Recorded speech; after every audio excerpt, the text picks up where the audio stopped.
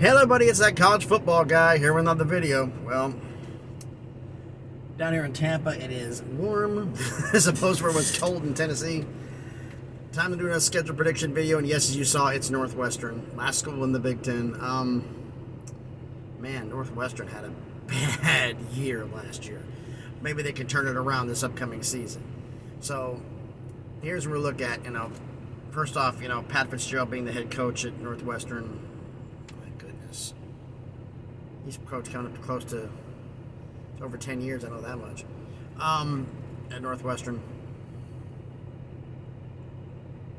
Is it possible that they may need to finally make a changing of the guard, or is it because Northwestern really doesn't care if their football program is successful or not? They're just happy with what they got. I don't know. But anyway, for the scheduled preview videos, when this is scheduled preview, not scheduled predictions, scheduled preview. I do predictions later. Preview for those of you who haven't watched these before, just in case, it's a preview. I go through the schedule here. Non-conference games from last year, non-conference games from this year. Which one was tougher? Then I go through the full schedule from last year with scores. I do the full schedule from this year and decide which one's tougher. So you'll let me know down in the comments what you think about this. So first, let's go into last year's schedule. How do I need to sum this up? The very first game of the year, we did the Nebraska one, which the one I did yesterday, I finished it up well before 7 o'clock. Yesterday evening, I uploaded it at the rest area I was parked at, and it took until after 6 o'clock this morning for it to finish uploading because cell service was absolutely horrific down there. Or should I say upstate, and just across the Georgia border was really bad. But here, Tampa, Florida, hopefully it'll go quicker. But anyway, Nebraska had, as you saw, Nebraska did from yesterday. They start off their season in a week 0 kickoff game. The teams who have a week 0 are going to have 2 byes in their schedule because they did a week 0 game.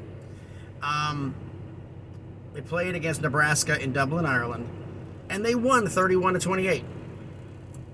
That was the only game they won all year. They went 1-11. They won the game against Nebraska. They had a bye week. I just had to do that one because that was 1-11. Okay, so you know what that is. Now for the non-cons, they played all 3 of their non-conference games were at home. Home against Duke, home against Southern Illinois, home against Miami, Ohio. Yes, folks, I said they're 1-11. That means that they went 0-3. They lost to an FCS team. That's how bad it is. Everybody says Colorado was bad.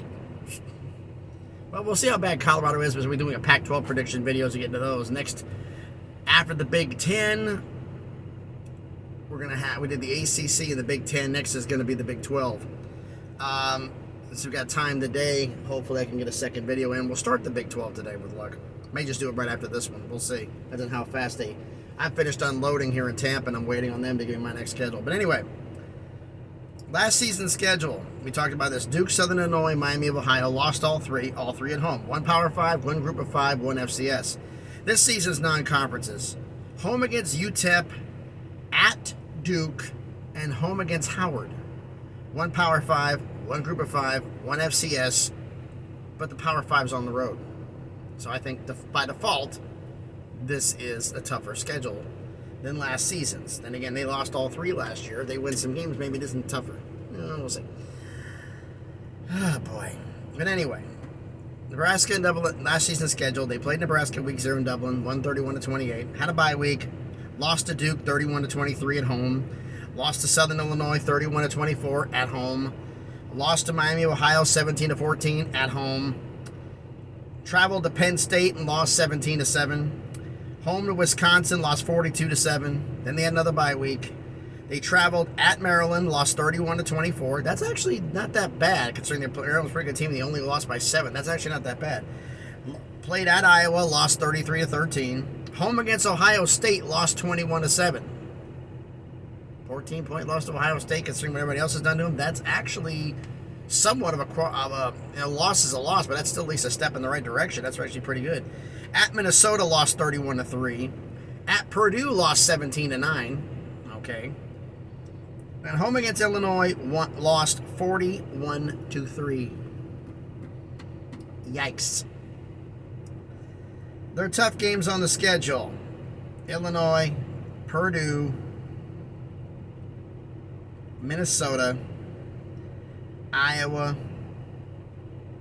I'm looking at who they played last year and they played this year. They don't play. They play Penn State again. Hold on a second here. They play Penn State again and they play Maryland again.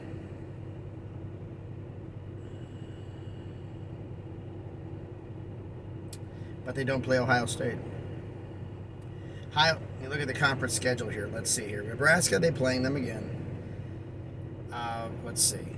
They're playing at Penn State last year, home this year. Home against Wisconsin, at Maryland, home against Maryland, at Iowa, home against Iowa, home against Ohio State, nope. At Minnesota, home against Minnesota, at Purdue, home against Purdue, home against Illinois, at Illinois. So the only game that got swapped out in the entire conference schedule, they swapped out Ohio State for Rutgers.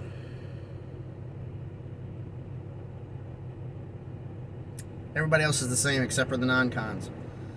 So you swap out Ohio State from Rutgers, last year's schedule is tougher by default because that's just too big of a gap. So, but they lost, needless to say, for last year's schedule, the 5 teams they had. So take Ohio State out, so that means Illinois, Purdue, Minnesota, Maryland, Illinois, Purdue, Minnesota, Maryland, and Penn State, because Wisconsin wasn't that good. They were 4-8. Those 5 games, actually, Illinois, Minnesota, Purdue. You have Iowa in there.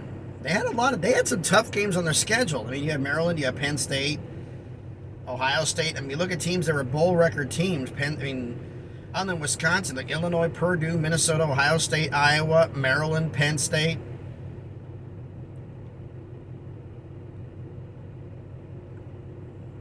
They had some tough ones, folks. I mean, at Nebraska, you have Wisconsin.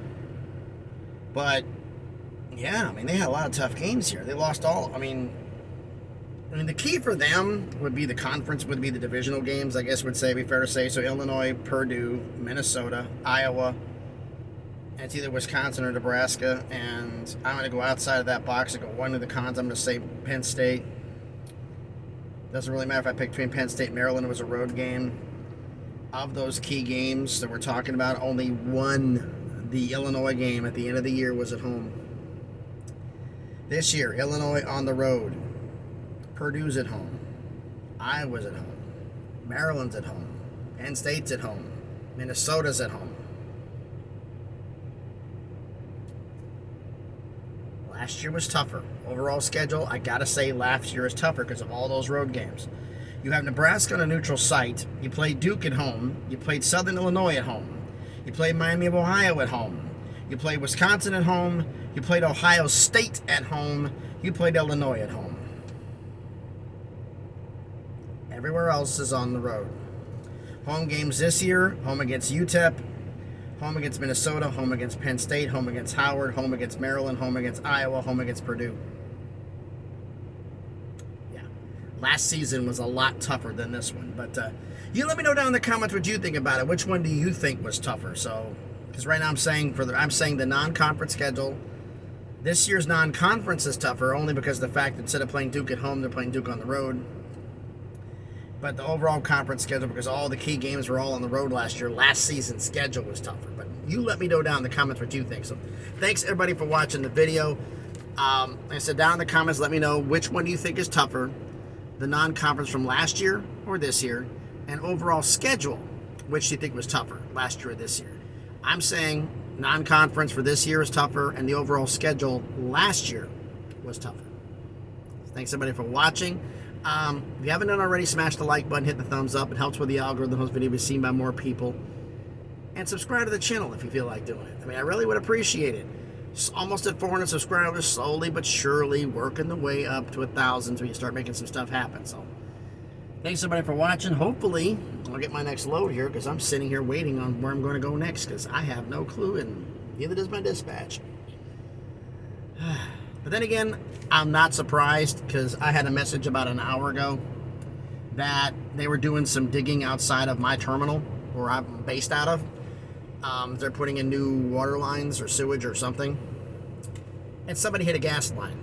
So they had to evacuate the building, and they didn't get back until just before I recorded this video. So I think they're a little bit behind. So thanks everybody for watching the video. Hope everybody has a great Tuesday. Be safe out there. Or about the gas lines. Or about the nitwits on the road because they're crazy. Thanks everybody. Be safe and please be good to each other.